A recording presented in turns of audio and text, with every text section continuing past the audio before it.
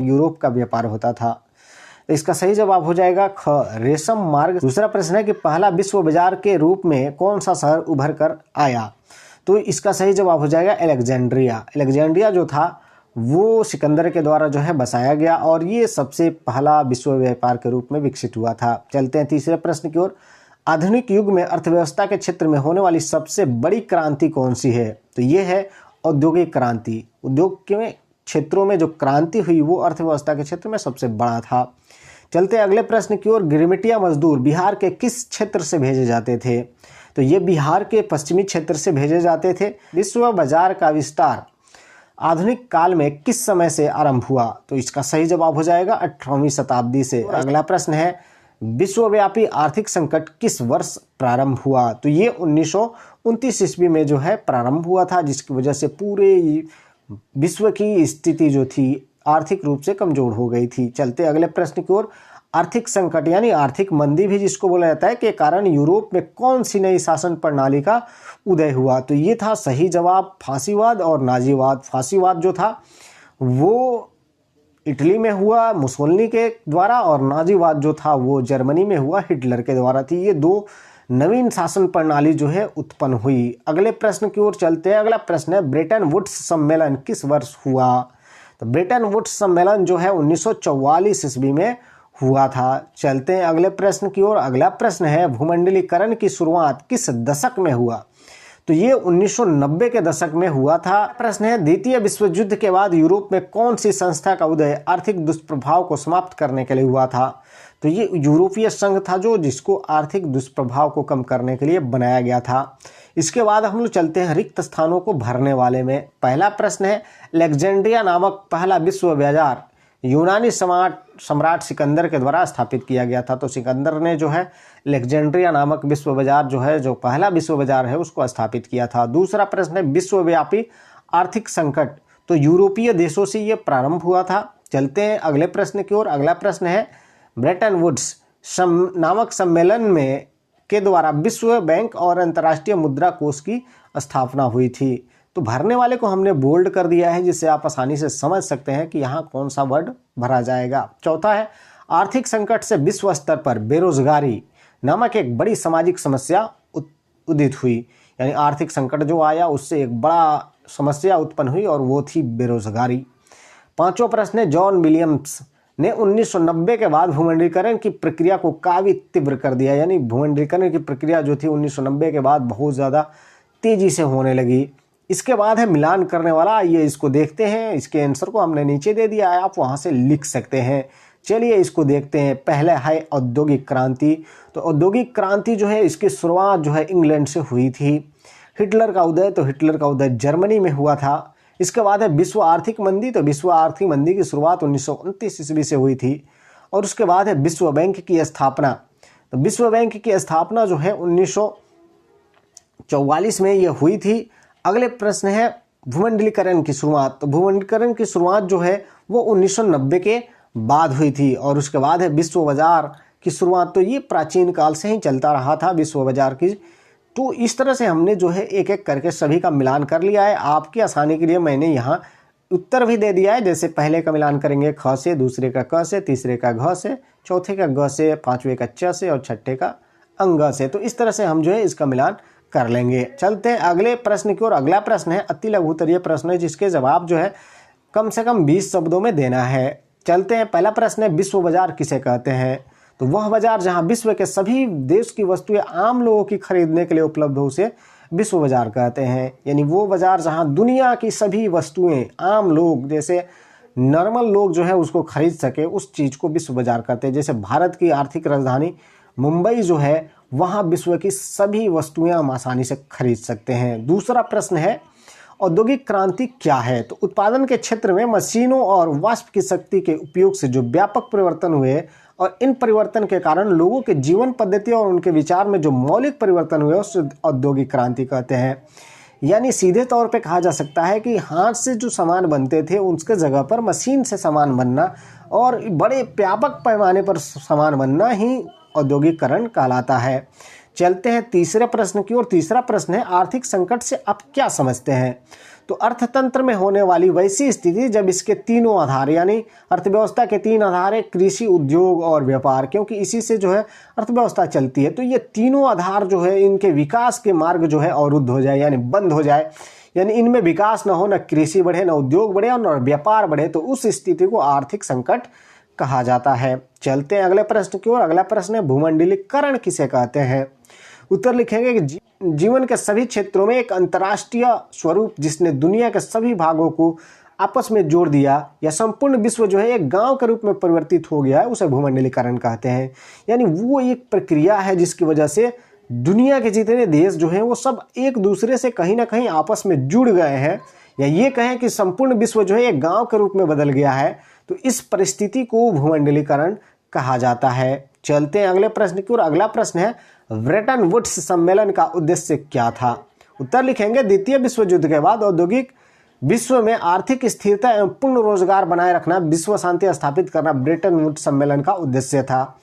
आप जानते हैं कि विश्व युद्ध के बाद जो है बहुत सारे देशों की आर्थिक स्थिति बहुत ज़्यादा खराब हो गई थी, बेरोजगारी बेतहाशा बढ़ गई थी। ऐसी स्थिति में औद्योगिक रूप से विश्व में स्थिरता स्थापित करने और विश्व में शांति बनाए रखने या रोजगार देने के लिए ब्रेटन वुड्स सम्मेलन का जो है गठन किया गया। चलते हैं अगले प्रश्न की ओर। अगला प्रश्न है बहुराष्ट्रीय कंपनियां क्या है।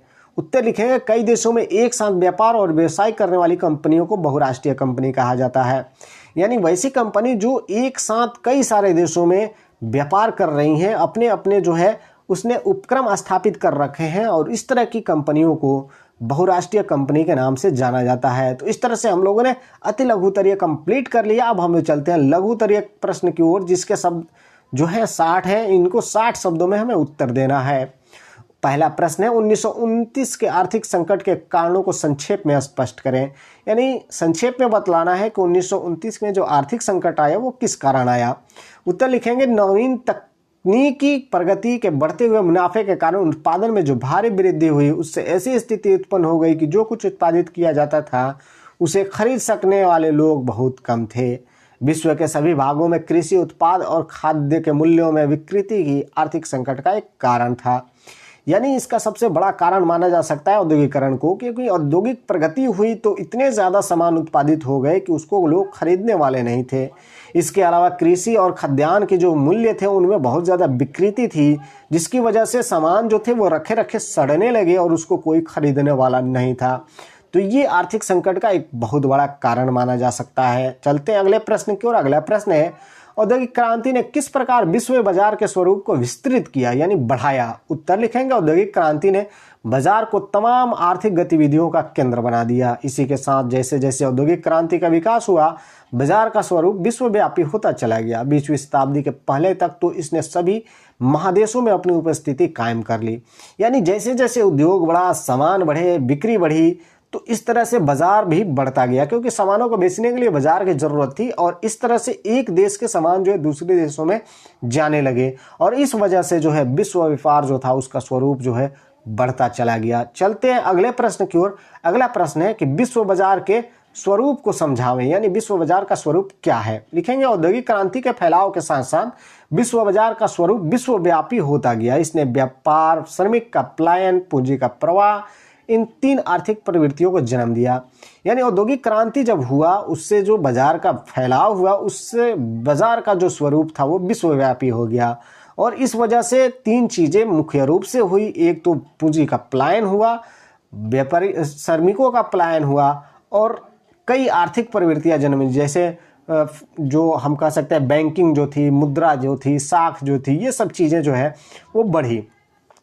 व्यापार मुख्यतः कच्चे मालों को इंग्लैंड और अन्य यूरोपीय देशों तक पहुंचाने और वहां के कारखानों में निर्मित वस्तुओं को विश्व के कोने कोने पहुंचाने तक सीमित था। यानी व्यापार जो था ये क्या होता था कि कच्चे माल जो है इंग्लैंड ने बहुत सारे उपनिवेश बना रखे थे, उन उपनिवेशों से कच्चे माल जो है इंग्लैंड अपने देश ले जाता था और वहां बने हुए सामानों को फिर विश्व के विभिन्न कोने में ले जाकर के बेचता था। तो इस तरह से हम कह सकते हैं कि बहुत ज्यादा मुनाफा कमा रहा था उस समय इंग्लैंड। अगले प्रश्न की ओर चलते हैं। भूमंडलीकरण में बहुराष्ट्रीय कंपनी की योगदान यानी भूमिका को स्पष्ट करें, यानी इनकी क्या भूमिका रही है भूमंडलीकरण को आगे बढ़ाने में। लिखेंगे 1980 के दशक के बाद आर्थिक रूप से काफ़ी जर्जर हो चुकी स्थिति के प्रभाव को कम करने में बहुराष्ट्रीय कंपनियों का काफ़ी योगदान सराहनीय रहा, जिसने भूमंडलीकरण को बढ़ावा दिया। यानी इस तरह की जो कंपनियां थी उनका बहुत ही अच्छा योगदान रहा, उनकी वजह से जो है भूमंडलीकरण बढ़ा। चलते हैं अगले प्रश्न की ओर। अगला प्रश्न है 1950 के बाद विश्व अर्थव्यवस्था के पुनर्निर्माण के लिए किए जाने वाले प्रयासों का उल्लेख करें। यानी विश्व अर्थव्यवस्था के पुनर्निर्माण के लिए कौन से प्रयास किए गए 1950 के बाद। उत्तर लिखेंगे द्वितीय विश्व युद्ध समाप्त होने के बाद इससे उत्पन्न समस्या को हल करने और व्यापक तबाही से निपटने के लिए पुनर्निर्माण का कार्य अंतर्राष्ट्रीय स्तर पर आरंभ हुआ। यानी विश्व में जो स्थिति खराब हो गई थी उससे निपटने के लिए अंतर्राष्ट्रीय स्तर पर इसका प्रयास किया गया। इसके लिए 1957 में यूरोपीय आर्थिक समुदाय, यूरोपीय इकोनॉमिक कम्युनिटी, जिसको EEC कहा गया, की स्थापना की गई। इसमें France, Germany, Belgium, Holland, Luxembourg और इटली शामिल हुआ। इन देशों ने एक साझा बाजार स्थापित किया। 1960 में ग्रेट ब्रिटेन इसका सदस्य बना। तत्कालीन विश्व के दोनों महत्वपूर्ण आर्थिक शक्तियां जैसे संयुक्त राज्य अमेरिका और सोवियत रूस अपना प्रभाव स्थापित करना चाहते थे, यानी चाहते थे कि हमारे गुट में जो ज़्यादातर लोग रहें। इस प्रयास में अमेरिका की सहायता विश्व बैंक और अंतर्राष्ट्रीय मुद्रा कोष ने भरपूर सहायता की, जबकि रूस ने अपने विचारों और राजनीतिक शक्ति का इस्तेमाल किया। विचारक यानी जो इसकी जो साम्यवादी शक्ति थी उसको जो है इसने लोगों को अपनी ओर आकर्षित करने के लिए इस्तेमाल किया। तो दोनों देशों ने अपनी नीतियों के अनुसार विश्व के देशों का सहयोग किया और विश्व के देश जो थे इस वजह से एक दूसरे के पक्ष में आते गए। चलते हैं अगले प्रश्न की ओर। अगला प्रश्न है विश्व बाजार के लाभ और हानि पर संक्षिप्त टिप्पणी लिखें। यानी विश्व बाजार के क्या फायदे हैं और क्या नुकसान है। उत्तर लिखेंगे सबसे पहले लाभ, विश्व बाजार के व्यापार और उद्योग की तीव्र गति से बढ़ाया, आधुनिक बैंकिंग व्यवस्था के उदय में सहायता की, औपनिवेशिक देशों में यातायात के साधनों, खनन, बागवानी जैसे संरचनात्मक क्षेत्र का विकास हुआ, कृषि उत्पादन में क्रांतिकारी परिवर्तन आया, नवीन तकनीकों को सृजित किया, शहरीकरण के विस्तार में सहायता की। तो इस तरह से हम देख सकते हैं विश्व बाजार के बहुत सारे लाभ हुए। इसके अलावा इसके हानि अब लिखेंगे तो इससे औपनिवेशिक देशों का शोषण और तीव्र हो गया। लघु और कुटीर उद्योग जो थे वो नष्ट हो गए, क्योंकि मशीन से बनी हुई चीज़ों का वे जो है सामना नहीं कर पाए। और इस तरह से हम कह सकते हैं कि विश्व बाजार के नुकसान भी हमें झेलने पड़े। तो इस तरह से हमने जो है इसके लघु उत्तरीय प्रश्न को भी कंप्लीट कर लिया। इसके बाद आने वाले वीडियो में हम जो है इसके दीर्घ उत्तरीय प्रश्न उत्तर को जानेंगे। तो इसके लिए आपको हमारे चैनल पे बने रहना होगा। इसके लिए आप हमारे चैनल को सब्सक्राइब कर लें। अभी तक आपने हमारे वीडियो को देखा, इसके लिए आपको बहुत बहुत धन्यवाद। उम्मीद करते हैं आपको वीडियो पसंद आया होगा। मिलेंगे फिर आपको एक नेक्स्ट वीडियो में नेक्स्ट टॉपिक के साथ। तब तक आप पढ़ते रहें, सीखते रहें, देखते रहें। धन्यवाद।